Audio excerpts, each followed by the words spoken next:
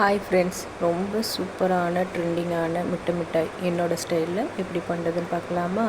பால்கோவா ஸ்வீட்லெஸ்ஸில் எடுத்திருக்கேன்.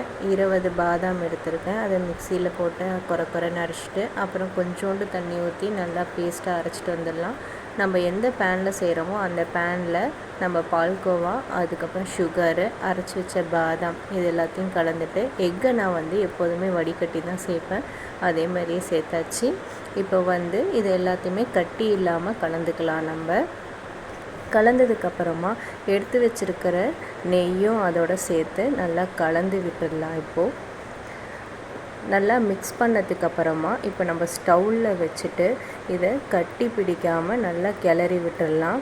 கட்டியெல்லாம் இல்லாமல் இதுமாதிரி ஸ்மூத்தாக இருக்கும். இப்போ அதை ட்ரேயில் மாற்றிட்டு நான் 45 நிமிஷம் பேக் பண்ணி எடுத்துக்கிறேன். பாருங்கள் இவ்வளோ கோல்டன் ப்ரௌனில் இருக்குல்ல, இதை சாப்பிட்டுக்கிட்டே இருக்கணும் போல் இருக்கும் இந்த மிட்டாய்.